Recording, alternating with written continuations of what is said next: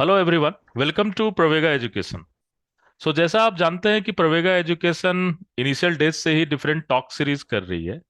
और इस talk series का मकसद सिर्फ प्रमोशन नहीं, रेदर अपने व्यूअर्स को और जो न्यू एस्पिरेंट्स हैं उनको एजुकेट भी करना कि वो किस तरह से लाइफ में आगे बढ़े और किस तरह से अपने आप को सक्सेसफुल बनाए। लेकिन सक्सेस के पीछे सिर्फ एक दिन की कहानी नहीं होती है, उसके पीछे पूरी की पूरी एक लंबी स्टोरी होती है। तो उसी सिलसिले में आज मेरे साथ हैं मेरे one of the favourite student Prashant Barnwal. So welcome प्रशांत।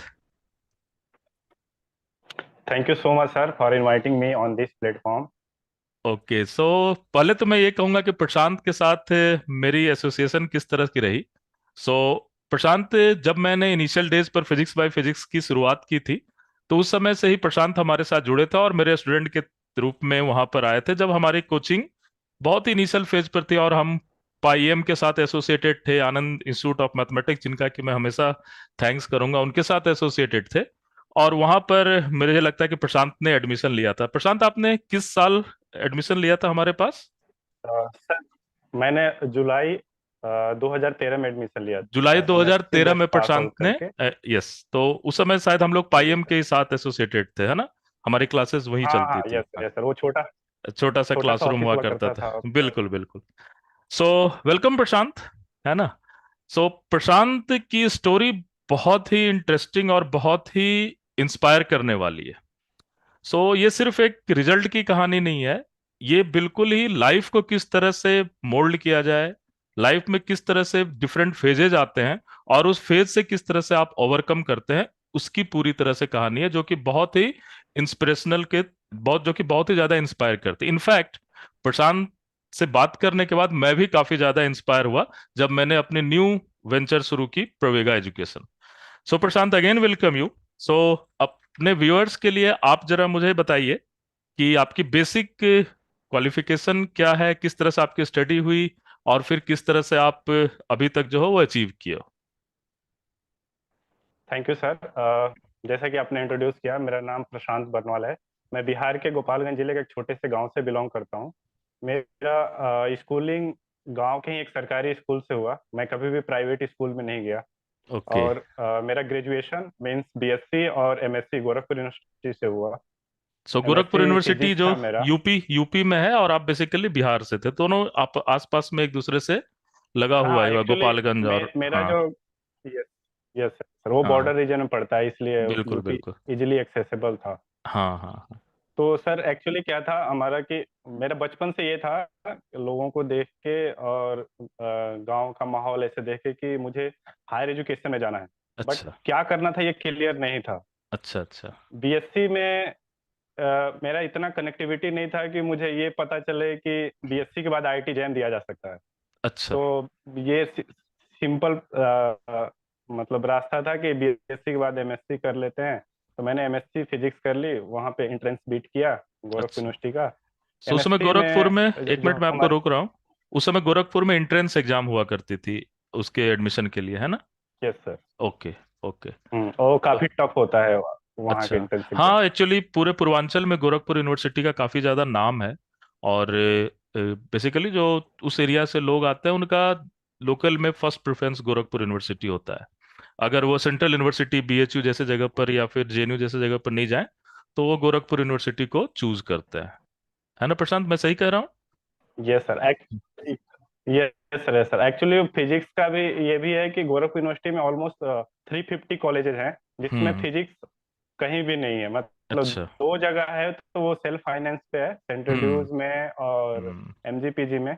केवल हम्म। गोरखपुर यूनिवर्सिटी के कैंपस में ही 50 सीटें हुआ करती थी, तो 50 इसलिए वहाँ पे ओके। कंपटीशन बहुत तगड़ा होता था काफी टफ होता एमएससी है। फिजिक्स के लिए स्पेशली। बिल्कुल बिल्कुल। जी सो सर। एमएससी के बाद फिर किस तरह से दिल्ली आना हुआ, किस तरह से हमसे जुड़ना हुआ, उसके बारे में आप अपना स्टोरी लोगों को बता सकते हो।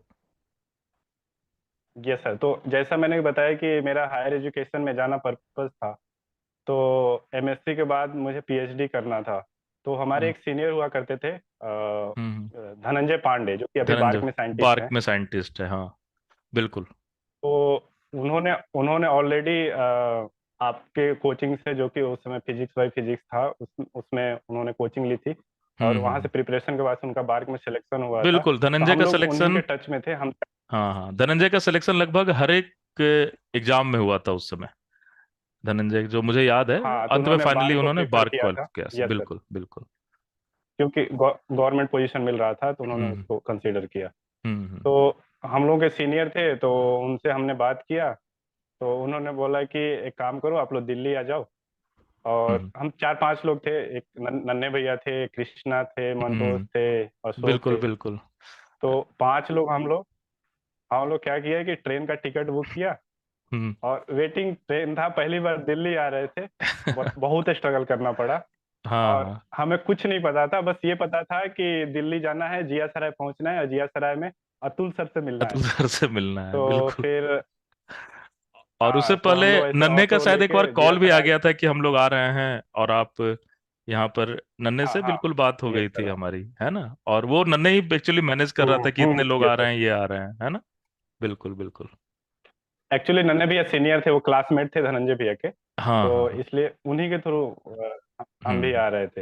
हम्म तो हम लोग ऐसे ऑफिस में के सामने आए, फिजिक्स बाय फिजिक्स के। तो हम्म उस समय कोई रिसेप्शन पे था, अभी नाम एग्जैक्टली याद हम्म। नहीं आ रहा है। तो उनसे हम बोले कि अतुल सर से मिलना है। तो जनरली क्या होता है कि डायरेक्टर लोग जल्दी मिलते नहीं है। तो आप थे अंदर, वो सीधे आप बुलाए कि अरे सब लोग अंदर आ जाओ। हाँ तो हम लोग 4 लोग जाके उधर बैठे। फिर आपने हाँ, भी डायरेक्टरशिप का कल्चर आके अभी नया नया आया है। पार्टी हमारे दिखाया। समय हम सिर्फ फैकल्टी फिर हुआ करते थे, डायरेक्टर जैसी कोई चीज होती नहीं थी। और अभी भी हम यस सर, फैकल्टी तो ही वो है चीज़ ना? हमें बहुत अच्छा लगा। हाँ हाँ। जी सर। तो वो चीज़ हमें बहुत अच्छा लगा। दूसरा चीज़ चैलेंजेस था कि हम लोग सारा बैग वगैरह उठा के आ गए थे कि कहाँ रहना है, कैसे रहना है। तो उस समय हमने ये देखा कि हमें कुछ सोचना नहीं था। आपने ये को बगल में खान भैया हुआ करते थे, उनको हम्म बुलाया कि इन बच्चों को रूम दिला दो।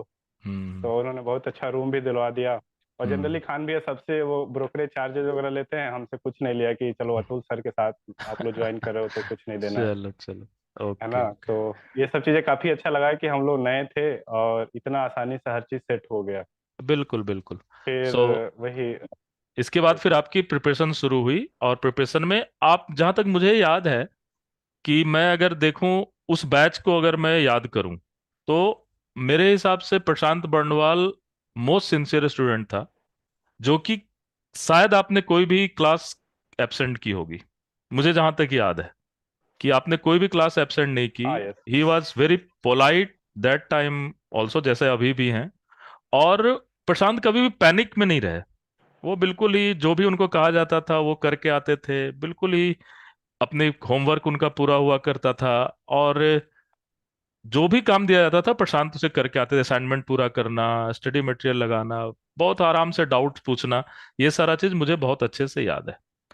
सो प्रशांत, वहां पर जब कोचिंग आपने ली, और आपने ऑब्वियसली गेन किया, नॉलेज गेन किया, और फिर आपने एग्जाम दिया। सो आपका एग्जाम का वो कहानी बहुत ही इंटरेस्टिंग है, जो आपने एग्जाम दिया और एग्जाम में जो आपकी फीलिंग आई, और फिर आपने क्या क्या किया, और फिर उसका रिजल्ट क्या हुआ नेट के एग्जाम का। वो मुझे लग रहा है कि नए एस्पिरेंट्स को जानना बहुत ही ज्यादा जरूरी है। सर, उसको मैं शेयर करना चाहूंगा। हम्म। सिंसियरिटी के पीछे ये रीजन था कि मैं एक लोअर मिडिल क्लास फैमिली से बिलोंग करता हूँ। तो बिल्कुल। रहता है कि मनी का भी स्ट्रगल है, तो एक बार चांस मिला है, फिर कुछ हम्म। करना है, अगर नहीं करेंगे तो है ना, पीछे छूट जाएंगे। तो बिल्कुल उसमें बिल्कुल। ये भी था। मुझे याद है वो फी को लेके भी था कि उस समय वो कोचिंग में फिजिक्स बाय फिजिक्स में ये था कि 1 इंस्टॉलमेंट देते हैं तो कुछ डिस्काउंट होता है, और 3-4 इंस्टॉलमेंट में देते हैं तो पूरा पे करना होता है। तो मैं ये हम्म। चाहता था कि मैं 3-4 इंस्टॉलमेंट में दूं भी और कम भी पैसा दूं। तो इसके बिल्कुल लिए बिल्कुल। मैंने आपसे एक बार मिला था। तो आप बोले थे कि उसका कोई दिक्कत नहीं है, तुम जैसे चाहो वैसे कर लेना। हम्म। और फिर चीजें इजीली सॉल्व हो गई थी उस समय। बिल्कुल बिल्कुल उस समय। और फिर क्लासेस चलती हम्म रहीं। हम्म। Yes sir. हाँ। हाँ। तो बेसिकली वो मुझे पता है कि हमारे पास जो भी स्टूडेंट आते हैं, पहले भी जो आते थे, अभी भी आ रहे हैं, बहुत ही सिंपल जगह से आ रहे हैं। सो मनी का प्रेशर दे करके उनके परफॉर्मेंस को कम ही करना है बेसिकली। तो ये तो बिल्कुल ही सिंपल सी बात है। आप अगर एजुकेशन में हो, सर्विसेज में हो, तो आपको ये देखना चाहिए कि आप परफॉर्मेंस लेवल कैसे बढ़ाते हो। वो तो सेकेंडरी हो जाता है, जो कि अभी भी हमारा प्रोवेगा एजुकेशन पर हम सेम फिलॉसफी को लेकर के आए हुए हैं। हाँ, फिर आगे की कहानी जब पढ़ाई शुरू हुई तो? हाँ सर, तो पढ़ाई शुरू हुई, क्लासेस हम रेगुलर करते थे, जो भी टेस्ट सीरीज था उसको देते थे। फिर एग्जाम आया। हमारा टारगेट था जून, सॉरी, दिसंबर दिसंबर। 2013, हम्म। दिसंबर 2013 का नेट। हम्म। और जेस्ट था 2014, और और गेट गेट तो था। 2014। बिल्कुल बिल्कुल। तो जो एग्जाम हुआ, एग्जाम भी तीनों बहुत अच्छे हुए। गेट में मेरा रैंक आया अराउंड 124, हम्म। और जेस्ट का रैंक भी अच्छा था, 161। बट 151, हाँ। नेट के साथ एक मेरे नेट के साथ मेरे साथ ये हुआ कि हम्म। पेपर मुझे काफी अच्छा लगा, मैं सॉल्व भी कर रहा था, 80 प्लस में क्वेश्चन कर लिए थे। हम्म। और 80 मार्क्स पिछले के, 80 पिछले मार्क्स से ऊपर है ना? हाँ। एग्जाम, हाँ। Yes sir, yes sir. हाँ। और बिल्कुल। पिछले एग्जाम का हमारे पास रिकॉर्ड ये था कि जेआरएफ का कट ऑफ 81 गया था और नेट का 73 गया था। हम्म। तो हम्म। मुझे ये कॉन्फिडेंस आ गया कि अपना जेआरएफ तो हो ही रहा है। हम्म। तो मैंने सोचा कि कुछ और क्वेश्चन कर लेते हैं, टॉप रैंकर्स बन जाएंगे। और इस चक्कर में मैंने सी सेक्शन में 4-5 क्वेश्चन और कर दिए, जिसमें पूरा कॉन्फिडेंस नहीं था। कुछ प्लस अच्छा। माइनस का इशू आ रहा था, कुछ हम्म। नॉर्मलाइजेशन का हाफ का इशू आ रहा था। हम्म। तो तो वो क्या होता है, ऑप्शन तो मैच कर ही जाते हैं, तो मैंने ट्रिक कर दिया। और हम्म। वहां पे हो गई गड़बड़। जब रिजल्ट आया हाँ। तो मैं डिस्क्वालीफाई था, मेरा नेट और नहीं हुआ था। उस बार कट ऑफ थोड़ा हाई चला गया, क्योंकि हाँ। 81 कट ऑफ आया था नेट का, और हाँ। 91 आई थिंक जेआरएफ का आया था, और ओके। मेरा आया था 80.5। 80.5। तो सो स्टूडेंट्स, इस पॉइंट पर मैं और बहुत ही सिंसियरली आपको कहूंगा कि आप जो भी अभी स्टोरी सुने हो, प्रशांत का नेट नहीं हुआ था ओनली 0.5 मार्क्स के कारण। और वो 0.5 मार्क्स इनके नेगेटिव मार्क्स के कारण खत्म हुए थे बेसिकली। और वहां पर प्रशांत ने जो बेसिक गलती की, वो बेसिक गलती ये था कि जो क्वेश्चन में इनको कॉन्फिडेंस नहीं था, उस क्वेश्चन को भी इन्होंने अटेम्प्ट किया। And finally he just lose the game with only 0.5 marks. मैं ये कहानी बच्चों को बार बार कहता हूं, मैं आपका नाम नहीं लेता हूं इन जनरल क्लास के अंदर, क्योंकि उसमें मेरे लिए भी बड़ा ही शॉकिंग था कि आपका नेट नहीं होना। बिकॉज जब भी क्लास की परफॉर्मेंस होती थी, सारी चीजें होती थी, तो ये तो था कि भाई प्रशांत का होगा।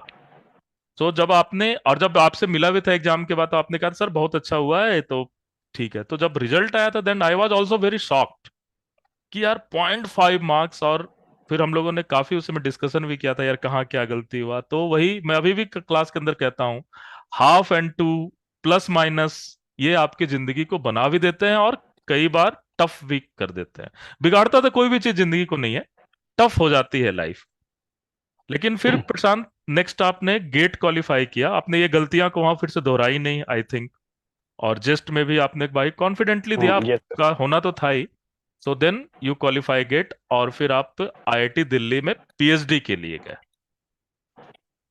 है ना? सर, यस सर, यस तो सर, आईआईटी दिल्ली में आपने पीएचडी, यस सर। पीएचडी आपका किस टॉपिक पे शुरू हुआ प्रशांत? पीएचडी मेरा एक्सपेरिमेंटल प्लाज्मा फिजिक्स में था। अच्छा। थीसिस का टाइटल था हम्म। Effect of plasma boundary and electrode asymmetry in DC discharge plasma. Okay. So scientific study था बेसिकली। हम्म, तो इन जनरल स्टूडेंट्स क्या होता है कि इस समय अब भाई प्रशांत का रिजल्ट आ गया, प्रशांत ने पीएचडी ज्वाइन कर ली, तो अब इस टॉक को खत्म कर देना चाहिए। इन जनरल यही होता है, लोग रैंक बता देते हैं, रिजल्ट बता देते हैं और टॉक खत्म, थैंक यू। लेकिन ऐसा नहीं है। यहां से कहानी बिल्कुल ही डिफरेंट ढंग से जाती है प्रशांत की। और प्रशांत खुद ही उसके बारे में बताएंगे कि जब उन्होंने आईआईटी दिल्ली ज्वाइन किया, जो कि एक पीक लाइफ होता है किसी भी मिडिल क्लास फैमिली से जो छोटी जगह से आता है, और आईआईटी दिल्ली ज्वाइन करता है, देन वो समझता है कि चलो इट्स ओवर नाउ। वहां पर प्रशांत की टफ लाइफ शुरू होती है। Now Prashant, can you please tell me कि उस समय किस तरह की कहानी शुरू हुई, और आपको किस तरह से आपको प्रॉब्लम फेस करना पड़ा अपनी फर्दर स्टडीज के लिए? Yes sir. तो आईआईटी दिल्ली ज्वाइन करने के बाद से क्या हुआ, जहाँ भी जाते थे घर पे या फ्रेंड्स सुनते थे कि आईआईटी दिल्ली से पीएचडी कर रहा है, आईआईटी दिल्ली से पीएचडी कर रहा है।